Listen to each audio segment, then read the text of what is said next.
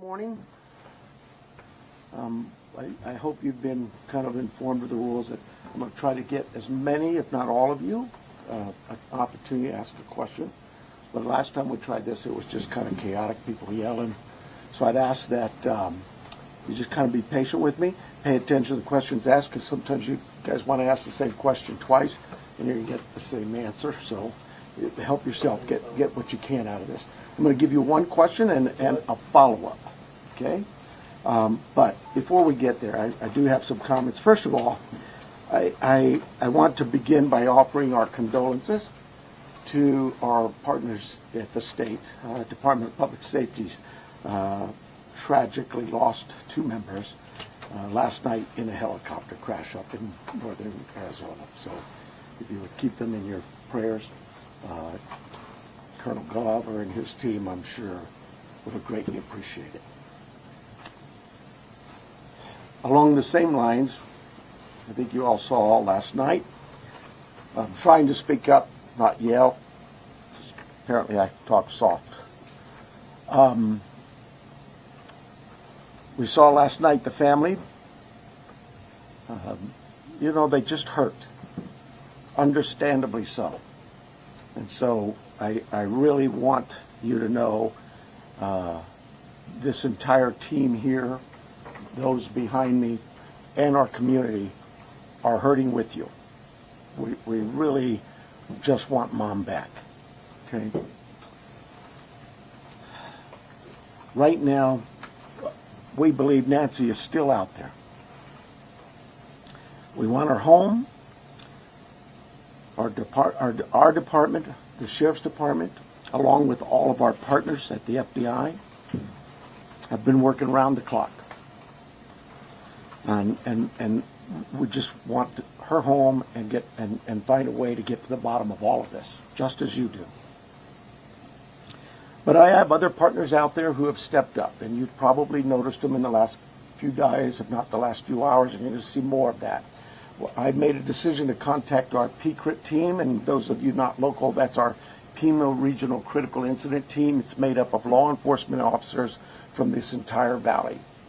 Pasquayaki Police Department, Tucson Police Department, Marana Police Department, Oro Valley Police Department, Pima College Police Department, this is Tucson International Police Department, Sarita Police Department. There's so many of them, and they are going to help us tremendously. And that's really done because we have so much in front of us still, and we're hoping that, I know the FBI has committed a very large number of men and women to partner with us, work side by side with us. We go do an interview, they're going to be there with us. We're going to go look at some evidence or process evidence, they're going to be right there with us. We're sharing every piece of information, all the data we can to get this thing solved.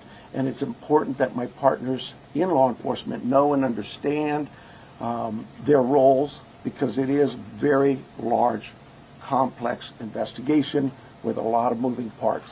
And we're at that phase now where sometimes we're waiting, right? We're waiting for analysis. We're waiting for lab reports. But even then, when they come back quickly, for example, some DNA, we rushed what we thought was the best target for DNA. We did a rush through and got some of that back. The results were minimal. I think you all know of the blood on the porch. That was one we did. It came back to Nancy.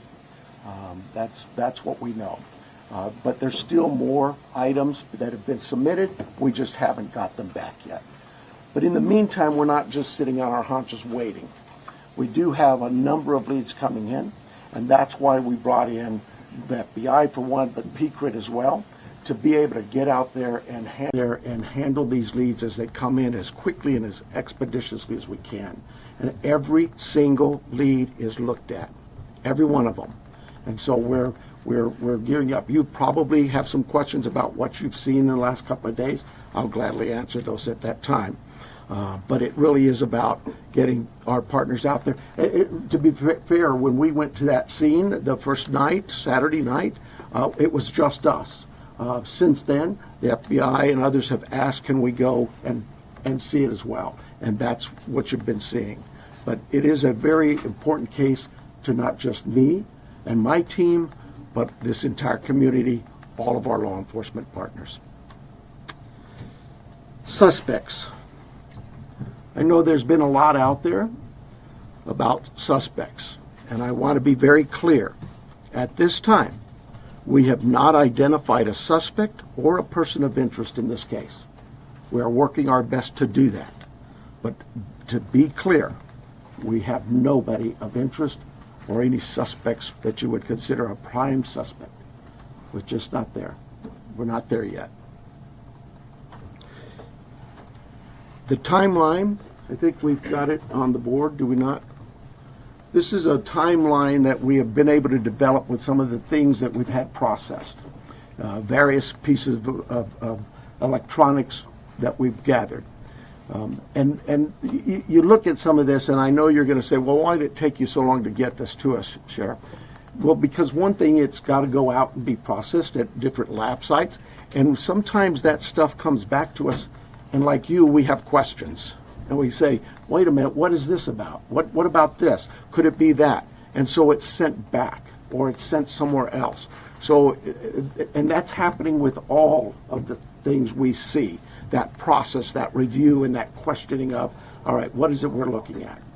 So I'll go over it with you. You can see it on the board there, but at about 5:32 p.m., these are approximate times. 5:32 p.m., Nancy travels to her local family's home for dinner and playing games with the family, just visiting. At 9:48 p.m., which is very consistent to what we were told by the family, that Nancy was dropped off at home, and we know that because we have a garage door open at approximately, I can't stress that enough, at approximately 9:48 p.m. At 9:50 p.m., that garage door closes. It is that time we assume that Nancy's home and probably going to bed. Sunday morning, early morning at 1:47 a.m., doorbell camera disconnects. At 2:12 a.m., software detects a person on a camera, but there's no video available. They had no subscription, and therefore it would rewrite itself. It just kind of loops, right, and covers up. That's what our analysis teams have told us. We're not done with that. We'll do all we can, but that's what it says. So it detects a person on camera. Could that be an animal? I imagine that's possible. We don't know that. We just have no video. But we're not giving up on that. 2:28, Nancy's pacemaker app shows that it was a disconnect from the phone. And at 11:56 a.m., the family checks on Nancy, discovers her missing, and at 12:03 p.m., 911 is called in to the Pima County Sheriff's Department.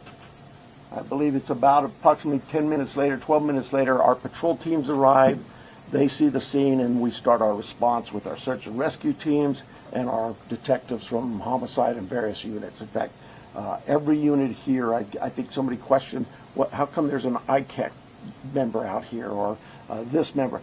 Everybody in our criminal investigations team is a part of this team and part of this investigative effort. I think with that, let me make sure.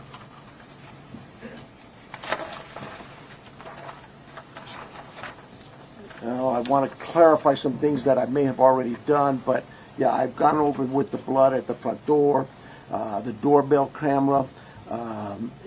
It was removed, we know that, but we're not confirming that any cameras were smashed or destroyed around the house.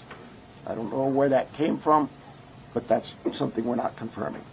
The car, the car that was at the home, it's just standard investigative practices. It's part of the search warrant scene, court orders. We pull it out of there and do our scene processing with the vehicle.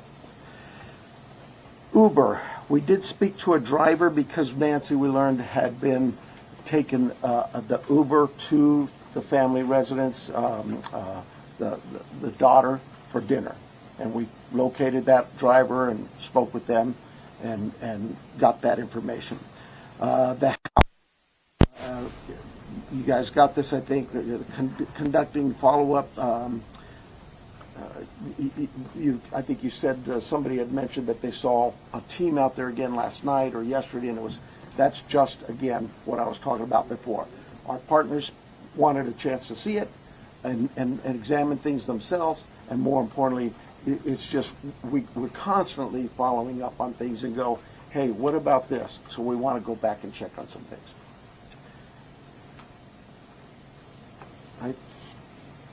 Oh, here's the other thing. Someone had mentioned there was forced entry.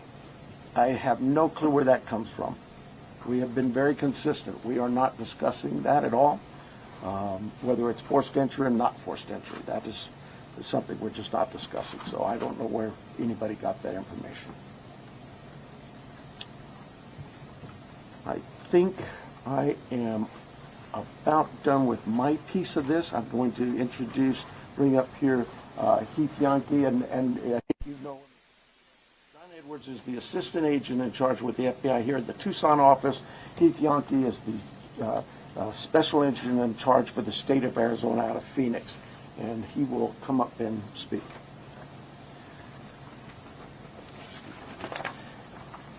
Thank you, Sheriff. Hello, I'm Heath Yankee, the special agent in charge of the FBI's Phoenix Division. First, I want to let the Guthrie family know that our hearts are heavy for them.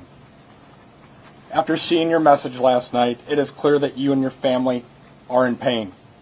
Please know that we are doing everything to bring your mother home. The FBI is now working this case jointly with the Pima County Sheriff's Department, and we're going to start today by announcing a $50,000 reward for information leading to the recovery of Nancy Guthrie and or the arrest and conviction of anyone involved in her disappearance, and this will be the missing persons with the reward that will be going out. The FBI has agents, analysts, and professional staff employees working day and night with our partners at the Sheriff's Department. We have deployed additional intelligence and agents from our Phoenix office. We have brought in our critical incident response group from Quantico, Virginia. Members from our cellular analysis survey team are here, and they continue to collect and process digital information. We are actively reviewing and analyzing information from all digital sources, which includes banks, social media companies, phone companies, and any other organizations where a digital footprint could have been captured. All this information provides data points and helps put the picture together. And we will be in the community continuing to conduct a thorough investigation with our partners. You heard about us out there last night. We will be back out there today. I would ask the media, give our investigators the space to do their jobs while they're out there. Next, regarding the ransom letter. We are aware of a ransom letter that was sent to the local media and then to national outlets. As with every lead, we are taking it seriously. We are in communication with the family, and while we advise and recommend from a law enforcement perspective, any action taken on any ransom is ultimately decided by the family. Thank you to those in the community that have called in tips.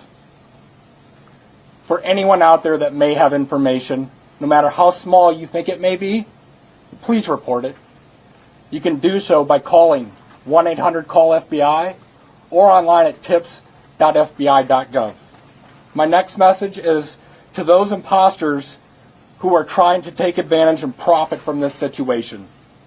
We will investigate and ensure you are held accountable for your actions. We have made one arrest related to an imposter ransom demand, and a complaint will be presented to a magistrate judge later today. You will get more on that from the FBI and our U.S. Attorney's Office here in Arizona when it becomes available. To anyone that may be involved, do the right thing. This is an 84-year-old grandma. This is an 84-year-old grandma that needs vital medication for her well-being. You still have the time to do the right thing before this becomes a much worse scenario for you. Please return Nancy home. Thank you. this. All right, so do you want to call them or you want me to call You them? can call them up. Okay, so the first person we're going to start with the list is going to be NBC National, Liz Prince. Right here.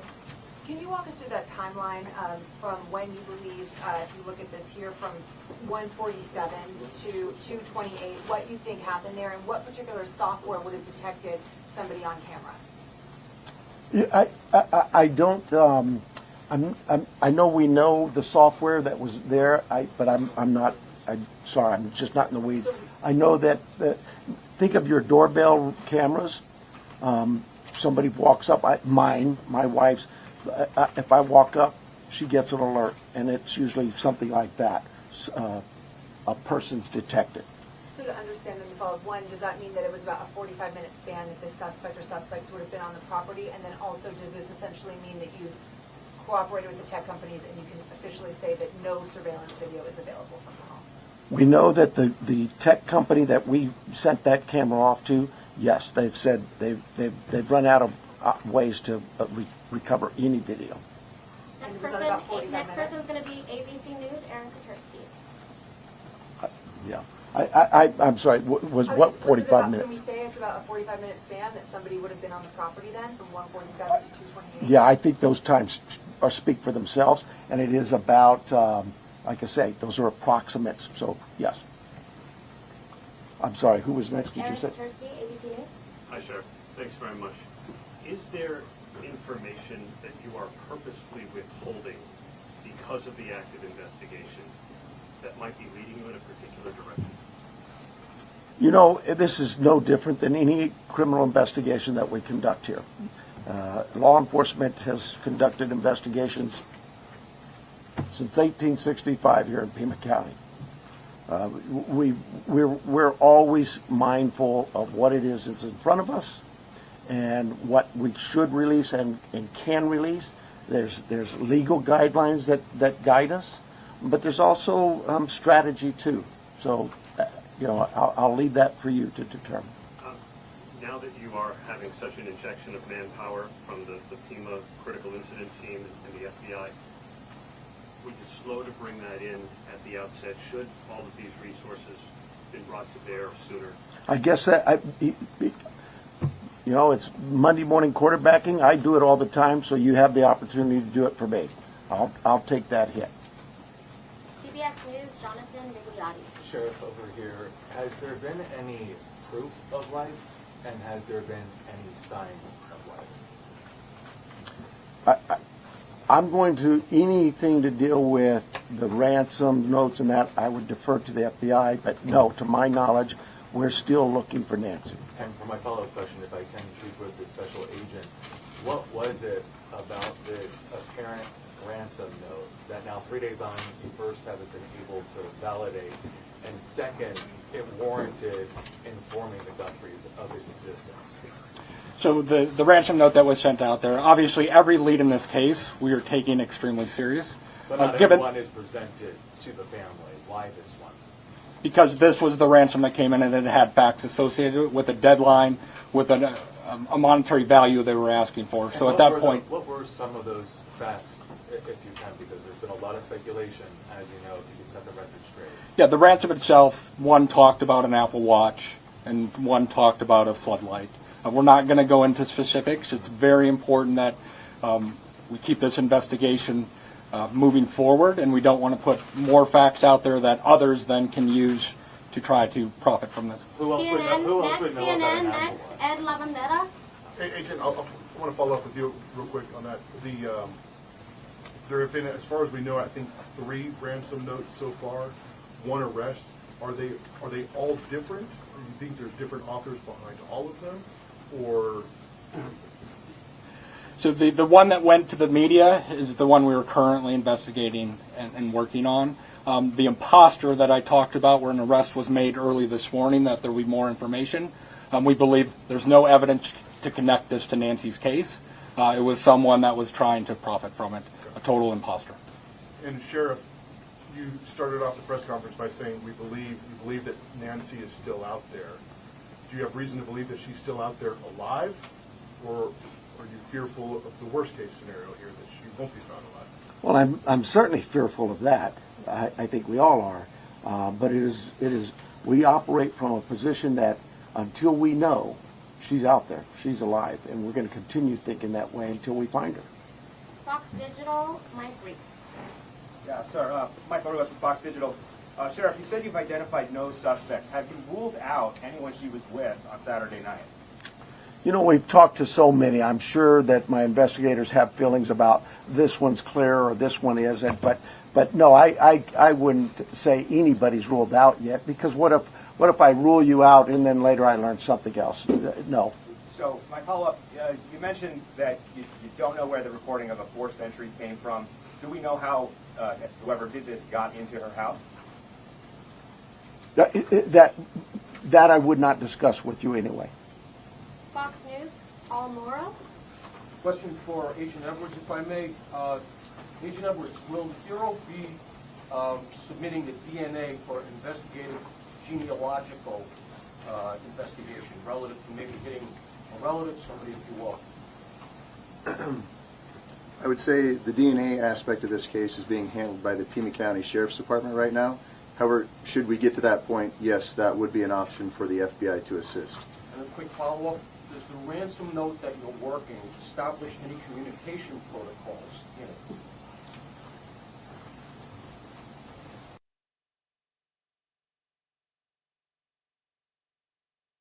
If someone has Nancy and is demanding the ransom, that there is communication with the family.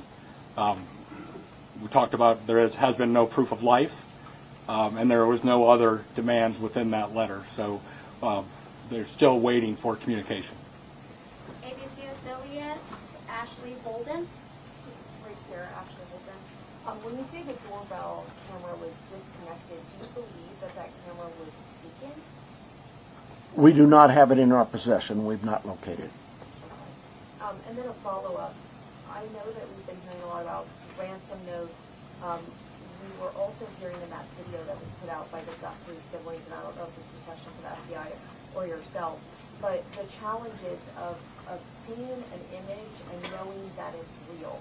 Could one of you address that? Has the family received correspondence, any images, videos? So we're not going to go into facts regarding this part of the investigation. I think part of that message was with AI these days, you can make videos that appear to be very real. So we can't just take a video and trust that that is a proof of life these days because of the advancements in AI and trying to actually get a proof of life that we can verify. But we're not going to go into anything the family may or may not have received. KOLD, Catherine Patterson. So in regards to a timeline on that ransom note, is that being an impact in your investigation? Are we nearing that timeline? I'm sorry, one more time. So in regards to the timeline in the ransom note, are we nearing that timeline? And is that playing a part in the investigation? We're not going to go again into specifics of that part of the investigation with the ransom note, other than what we've put out there. We've been transparent. We're talking about we are working that ransom demand, but we don't want to go anything further than that could impact any opportunities. So thank you. Is there any additional physical evidence at the crime scene other than the technology that you guys are using for this timeline? Is there anything else that's helping you guys other than really the technology? Well, I think I said on day one is that it's technology that's going to really help us solve this case. But no, I mean, you know, we did do a process of that scene for biological evidence, so we're still hopeful that maybe something will show up there as well. Arizona Republic, Richard Rella. Agent Yankee? Yes. We saw on the scene, I believe it was you, taking a tripod into the home of the sister. How involved was the FBI, if at all, in creating the video? Any advice for the family on what to say in the video? I would say we use our expertise and provide consultation and advice anytime a family would ask for our advice on a kidnapping. It's ultimately the family's decision of what they put out and any messages they put out. But we were, obviously, you're all documenting every move we make. We were there last night in talking with the family. But every decision is theirs. Right, that was a tripod and a ring light. And Sheriff Manos, You've said the blood was found on the porch and on the front stoop. Just wanted to verify that. I say porch, front stoop. It's all in that same general area by the front door. Front of the house. Front door, yes. What, given her medical condition and the fact that it was her blood, as you say, what would her medical condition do with her recovery if she indeed bled out or was bleeding when she left the house? Well, again, I've got to be careful for HIPAA, but I would say this. We know she is in need of medication, daily medication. And we also know that this is day 4 or 5, and still we don't know that she's getting her medication. That could in itself prove fatal. And for the No, that'll be for the that question. For her name? KGUN News, we have Frank Smith or Athena. I'll get that for you. I'll do it. Craig? KGUN, Athena, Oh, Craig Left. okay. Have you been in communication with anyone who you believe could be the kidnapper? You know, it goes back to what we talked about. Nobody's eliminated, but we just really don't have enough to say, this is our suspect, this is our guy, we know, or our gal. We just don't know that. And it's really kind of reckless to report that someone is a suspect when they could very well be a victim. It just, I bring to you, to the media, I plead with you to be careful of what it is we put out there, because we don't have anybody here listed as a suspect, and you could actually be doing some damage to the case, but you can do some damage to that individual too. Social media is kind of an ugly world sometimes. And how far out have you expanded your search these days? You know, I would tell you this. Look, nothing's off the table. If we get a lead that there's somebody, hey, you've got this over here or over here, we're going. And that will expand and expand and expand. I think the FBI, with their billboards, they're now planning to put those up at every state around here, at all of our neighboring states. So, we use you, the national media, the FBI with their national outreach, to affect that for us. But as far as the actual investigation, naturally the scene is the primary, and we just keep spreading it out as we get more and more leads. Court TV, Cody Thomas. Right here, Sheriff. Actually, my question is for Agent Yonke. You know, we saw Savannah Guthrie and her sibling family put out that video last night on Instagram addressing, you know, the tragedy that this is, but also addressing the ransom letter saying they're ready to talk. My question is, did the FBI or any other agency help them craft that message to put out on social media? Like I said to the previous question, we have an expertise when it comes to kidnappings. And when families want advice, consultation, expertise, we will provide that. But the ultimate decisions on what they say and how they put that out rests with the family itself. And as far as suspects, I know we haven't identified one, but what type of suspect or suspects do we think we're dealing with here? At this time, like the sheriff has said, there is no primary suspect identified, so it could run the gamut. So. KPNX, Troy Hayden. Are you actively investigating the son-in-law in this case? I know there were reports earlier this week, and you refuted that. You said you haven't eliminated everybody. Have you eliminated him or come close to it, or are you actively looking at him? We're actively looking at everybody we come across in this case. Everybody. We would be irresponsible if we didn't talk to everybody. The Uber driver, the gardener, the pool person, whoever, everybody. It's so cliche, but everybody's still a suspect in our eyes. That's just how we look at things and think as cops. Does that mean we have a prime suspect? No, and the family's been very cooperative.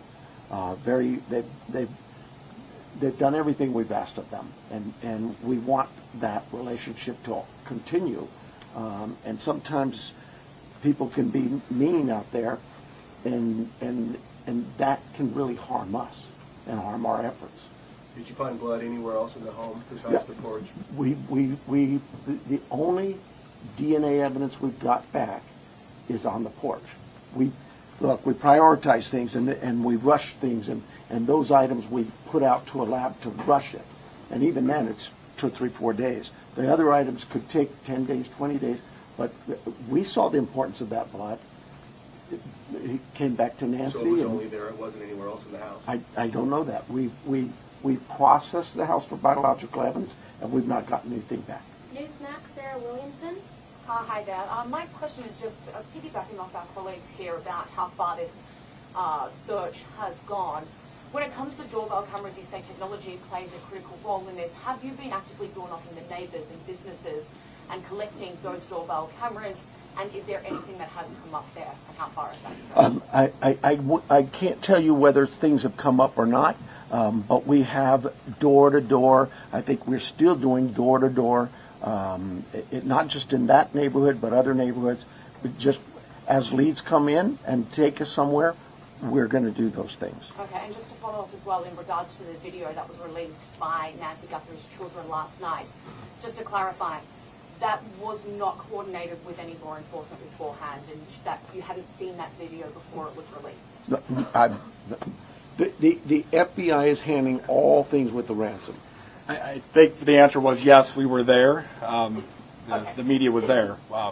We can help coordinate, provide that consultation, but that is the family's decision of what they film and what they put out. Fox 10, Justin. Agent Yonke, this one's for you. Following up on that video that was released yesterday, you said, ultimately any further action is decided on by the family. Since then, have they expressed any more interest in more efforts to try and get in contact? Who is behind the ransom letter? And do you have a crisis or any sort of hostage negotiator with your team for that type of situation if it moves forward? So the two parts of that question I think it's pretty clear. The family wants to be contacted. They know time is of the essence, and if those that may have Nancy are watching this, the family is ready to talk, get proof of life, because there has been no contact after that ransom note went to the media. For your second question, yes, we have crisis negotiators. That is part of our team here locally, along with the personnel we brought in from Quantico, and they will be part of it. But we're not going to go beyond that of any specifics. Sheriff Nanos, taking down the crime scene perimeter after Monday's investigation and really opening access to that property to everyone else, was that something you would do differently looking back, knowing that federal authorities also conducted a search yesterday? Would you have kept that perimeter up, knowing that? Monday morning quarterback, I probably would have, but I'll say this. We processed the scene. We got what we thought was complete. My team did that. I have to have all the faith and trust in their abilities and their skills, and I think they went through that pretty well. But because another agency now steps in and wants to assist, we're just like with you, we're an open book. Absolutely. How can we help? One of the things people don't see, I heard your question about, and we left and then others could walk up. When we process a scene and we're done, we return that scene to in this case, the homeowners, the family. And we don't just go march back in there. We call the family again and get permissions to go back to the home. So, yeah, there's, again, Monday morning quarterback, absolutely. I probably could have held off on that. We knew that the FBI, we've worked with them before in a lot of cases, and we felt like they could be of help in this with particularly the forensic analysis we use in a number of things. But we, at the start of this thing, we weren't sure what we had, and as the day progressed, we realized that there could be more to this, and we started in that. Remember, it was a search and rescue mission the first few hours, and we transitioned that over to a criminal investigation. With that, brought in our partners from the FBI and others. Have you heard from President Trump on the resources? I was actually going to ask about that. We saw the message yesterday. Are you next? Claudia, yes. Okay, I'm sorry. Following up on that, we saw the message from the president yesterday. Have you personally received any communication from him or No, and I wouldn't expect that. He too is a busy man, right? And I would say this: we thank him for him opening up his entire law enforcement team, was put out yesterday, and we know, I know my local reporters here know. We've always worked well with all of our partners in law enforcement. Maybe it's something unique to southern Arizona, and the rest of the country doesn't see that. But this isn't new for us. We've done this. Gabby Giffords, I headed up that investigation many years ago, and we worked side by side. Could not have got things done if we weren't with the FBI on that. And just the other question, this being a border state, have you guys had any communication with Mexican authorities? I have not. I work closely with the Mexican consulate, as other consulates, being the sheriff, but no, I've not heard from them. Arizona Univision Madrid. Hi, Sheriff. My question is, do you know, it's a two-part question, do you know what medication Nancy uses? And have you checked the local pharmacies and pharmacies around the state where they bought her state this medication to keep her alive, to keep her healthy, while we still work with her? So we do know what medications, and we have contacted pharmacies. Probably need to go back to just make sure that they didn't. Maybe we contacted them early on. I know that night, Saturday night, Sunday morning. I know we were doing all the hospital checks, and that check was continuous every hour, going back out. And physically in person, deputies were going to each local area hospital and asking them to check their logs. My second question here is, I know you're looking for her in Pima County. Are you looking for her across the state now? And if so, if there's a particular area that you're focusing on right now? Well, we're looking for her everywhere, right? The FBI just made an arrest on a tip that we got that we thought there could be something here. It's statewide. The billboards are going to be out there across the country. We take the leads from everywhere, and where those leads take us, we'll get there. MS Now, Alex Talbot. Agent Yankee, do you have any reason to believe that Nancy Guthrie may be being held outside of the country? Is that something that you've ruled out at this point? We don't have any of that information. We haven't ruled anything out. Like the sheriff said, we will follow the facts wherever they take us, whether it is outside of the state of Arizona or over the border. We will follow the facts and go there, but we have no indication anything over the Mexican border. And you mentioned on the ransom note there were details about the Apple Watch and the floodlight. Yep. The ransom notes that were sent out to TMZ, KGUN, and KOLD, are they all the same ransom note? Do they contain the same details in each of those individual ransom notes? The ones that I am tracking and aware of were the same. That went to TMZ also. News Nation, Brian Enton. Agent Yankee, sorry. Yes. When did the first ransom note arrive? And the reason I ask is because the Apple Watch has been in the news and on social media, and you could see like floodlights on video. So was it before those things were out in the world? I don't have the specific time frame as I sit here today of what time it came in, but that you are right. Anyone could see a floodlight hanging down, could have seen some of those things. The watch has been talked about, so that timing is tricky, but that's why we're taking it serious no matter what and following the leads on that. But I don't have the time frame that the first note came in as I sit here today. Thank you. And my follow-up is for the sheriff. In the house, were there any signs that someone tried to clean up or maybe destroy evidence? I can't talk about the crime scene, so I'll give you another shot, another question. My other question is, I heard the agents say that it was a joint investigation now. At the other press conference, the FBI said they were assisting. Is it joint now? I mean, are both agencies in charge now? Look, there's no ego here. We in this part of the country, we'll take anybody's help. It's not about who's in charge. From day one, when we contacted the FBI, they were that gracious to say, whatever you need. And so that's really it. And they're great partners, just as my other local law enforcement brethren. I didn't even have to ask. That's what's really amazing. I haven't had to call anybody. They've called me. Sheriff, what do you need? Arizona's Family, Brianna Whitney. Sheriff, I know you had the crime scene process. You said you went back out there. Your partners wanted to see it. But you guys were actively taking out evidence yesterday. Was there something you missed the first time, or did you get a new piece of information that led you to believe you needed to go back out and take more than you had that first day?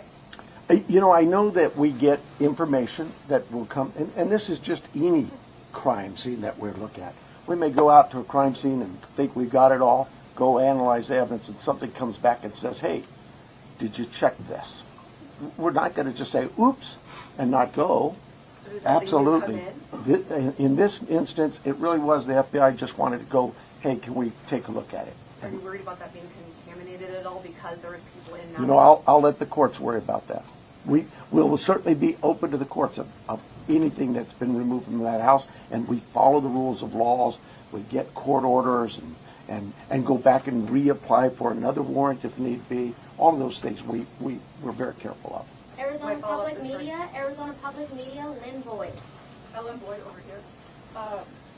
In that news release yesterday, there was a report of a trespasser. Has the Guthrie family dealt with any incidents, threats, whether it was trespassing, social media threats, anything of that nature? I am not aware of any of that. I know that we, as with any case, again, we would look at all of the background of calls to those families or their residents and see if there's anything there, or even in that neighborhood.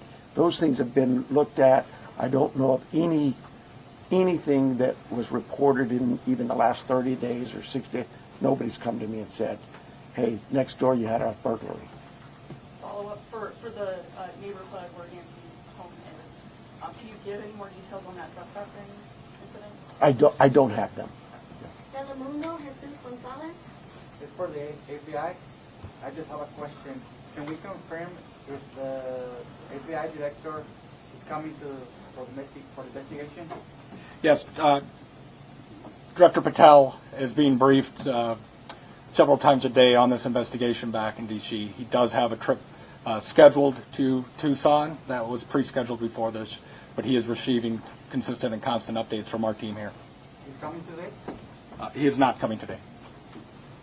And before you go to the next one, I know you may have had a follow-up question, but I think I overstepped you. So if you wanted to ask, I'll give you that opportunity. Thank you. I really appreciate that. Thank you, sir. Absolutely. Thank you. At what point do you deem the ransom note not credible if there is no communication that follows up since you received it? Like, what's that timeline where you say, no proof of life, there's no more, this isn't credible? I think we start to look at what the deadlines were in the note. First, I think, was 5 o'clock today, and then it had a second deadline after that. So we are continuing. In a normal kidnapping case, there would be contact by now trying to discuss that. But those are the time frames we are looking at as we move forward. Are you able to say that second deadline that was given? I don't have that with me right now. So. Thank you. Sorry about that. Thank you. Entertainment Tonight, Denny Directo. Yes, my question actually is for Agent Yonke. There was a report that said the ransom came from an email that the FBI was actually looking into that IP address. Any update on that? Nothing that I can release. Thank you. And then also, there's also conflicting reports about who was the last person to actually see Nancy and drive her home. We know she took an Uber to Annie's house, but can you confirm whether it was Annie or her son-in-law, Tommaso, who took her home that night? I think the timeline that the sheriff provided was a family member, but just family. We're going to go with family. Record TV, Vandry Fiera. Sir, we are foreign nationals, so we're not familiar with the area, so we think that it's a remote area. So my question is, why is it so hard to track a car or something suspicious that have passed through the area at that time? How difficult it is, because probably cameras around or something? Yeah, you're talking about the challenges we face in some of being in a rural area like this. Those are challenges we face all the time. We'd love it to have all the cameras in what we would consider a more urban nature type area. But once you get out into the community, that's not the only part of Tucson that is that way. And we just find ways to overcome those challenges. We don't just disregard it. We still look at ways to find, for example, ring cameras that might catch just a piece of something. Goes by, it doesn't catch the whole car. Those kinds of things. We don't give up. We still go out. But not at least a car that came out at that night? I Far can't. away, I mean, like miles from the house. We have cameras all over, and those things are being reviewed. Arizona Republic, Richard Willis. I'm a different person. Let's pretend. Did he get two? It's the second one. Was that you? Oh, sorry. No. We all right. All right. Thank you guys for keeping us honest. No, you already asked your question, so we're going to go to the New York Times with Reese. And I apologize for getting your name wrong here, Reese. Thibault? No, you're close. Thibault. Hi, Sharon. Hi. The 212, the camera that detected movement at 212, was that a different camera than the one that was disconnected at 147, and where was it pointed? We don't know that. We don't know which camera that was. When we did the software, it just told us that a person was detected. But I'm unaware of which camera that So was. there were multiple cameras, and you're not sure? Sure. There were multiple cameras at the home. Okay. And is there a possibility that this is not a ransom situation, and if so, what else could it be? Your guess is as good as mine. I would say absolutely there's a possibility that this is nothing to do with a kidnapping. But we cover all angles. We're not going to dismiss something until we actually know for a fact that it's one way or the other. People Magazine have Danielle Walker. So I wanted a little more clarity to follow up on his. Is there anything more you can say? Was this actually targeted or not? Do you have any? That's why we have the FBI to look at those areas where there may have been a target. Maybe it is a kidnapping. But no, we don't have anything to rule that out or to say it is. And as far as the ransom notes, there was a part in there about Bitcoin. Are you looking into that now, investigating? Yes, that's part of the investigation.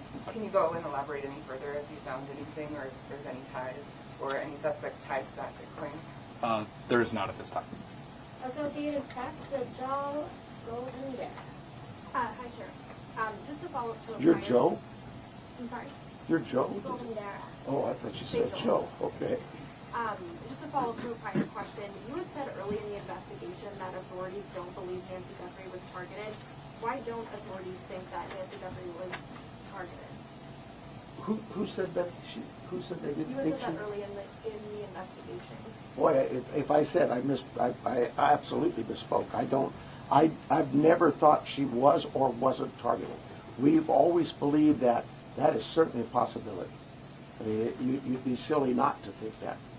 Somebody disappears in the middle of the night out of their home. You can understand where I'm coming from. But no, if I said that, obviously I misspoke, or maybe somebody misheard me. But I've never believed that she was or was not a target.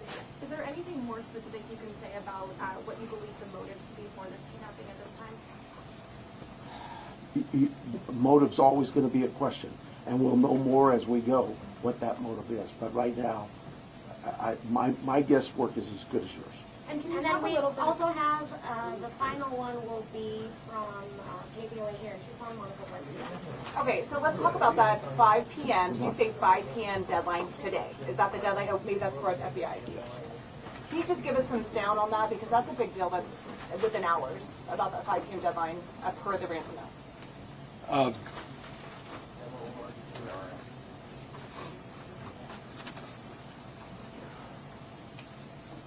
And then what's supposed to happen after that? So the ransom note that was distributed to the media did make a demand for 5 p.m. today. And if a transfer wasn't made, then I think a second demand was for next Monday. We're not going to go beyond that, but that was the ransom note the media received. Did it indicate what would happen if they didn't meet that ransom? Did they? We're not going to go into those specifics. Thank you.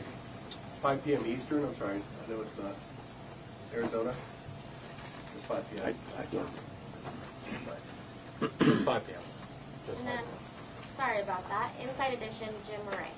Special Agent Yankee, given the fact that the FBI participated in the creation of this family video, does that suggest your belief that the author or authors of that ransom note, in fact, have Nancy Guthrie? Again, we're taking the ransom note serious, and we are following that part of the investigation. And does the fact that there is a ransom note suggest to you that Nancy Guthrie was taken specifically because she's Savannah's mom? There's nothing to indicate that. Thank you guys so much for all of your questions. Thank you. The sheriff does Thank you have very just much. one more note about what happens next year, or what doesn't happen next year. Well, it's what happens for us is we're going to continue working. For you, though, I hope this worked out well for you. But right now, I have no plans to schedule any further press conferences unless we have some real evidence or something to bring up to you. It's pretty pointless to just keep hounding the same things over and over. And as Special Agent in Charge Yankee said, please give us some space, and that's not just physical space. Give us some space, give my team some time, because these things do take time, and they are difficult. And everybody out there is really working hard. And mistakes are going to be made, and if I made them, mea culpa, it won't be the first mistake I've ever made. But more important than me is we want Nancy back. That's the key. Okay? So thank you very much, and thank you for your concern in this. Thank you. If you were looking for the other person that was up here, it was John Edwards, JONEDWARDS, Assistant Special Agent in Charge. Thank you. Yep. Thank you. Yep, no problem.